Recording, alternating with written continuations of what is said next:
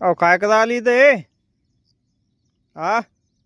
बरं झालं की दुसरं कोणी येऊ न येऊ, तुम्ही तरी आले. तुम्ही आले तर निदान तुम्ही तरी आमचं तिथपर्यंत म्हणणं पोहोचवा. इथं आम्ही पेरायला येऊ शकत नाही, कापणीला येऊ शकत नाही, शेताला रस्ते नाही. साधी ही पीक पाहणी करायची याचे त्याचे पाय धरणं पडायला लागले भल्या माणसा.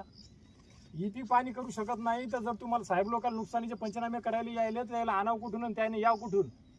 मुख्यमंत्री साहेबाला उपमुख्यमंत्री साहेबाला जर शेतकऱ्याच्या बांधावर याचं तर इथं काय हेलिपॅड बांधाव का? आता येणार कशाने, काय देणार आणि काय करणार?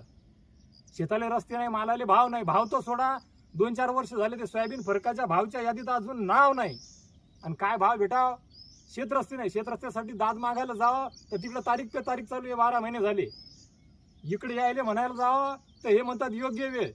हीच योग्य वेळ आहे. आता आणखी कोणती वेळ योग्य? उद्या एखादं आत्महत्येचं पाऊल उचलल्याच्या नंतर भला मोठा चेक घेऊन येसाल. त्याच्यापेक्षा जिवंतपणे आताच काय जो विचार करा, सोक्ष मोक्ष लावा. तुमची हात जोडून विनंती आहे शिंदे साहेब, आपल्या देवाभाऊलाही सांगा, चंद्रशेखर बावनकुळे साहेबांनाही सांगा ना, अजितदादांनाही सांगा, हीच ती योग्य वेळ आहे.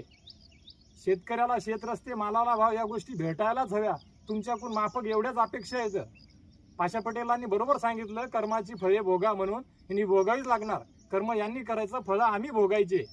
हे काय आमच्यासाठी नवं नाही, आम्ही भोगतच आलेलो आहे. पण तुम्ही आम्हाला शब्द दिलेला आहे, त्याच्यामुळे आमची तुमच्याकडे फक्त माफक एवढीच अपेक्षा आहे की योग्य वेळ आलेली विचार करा.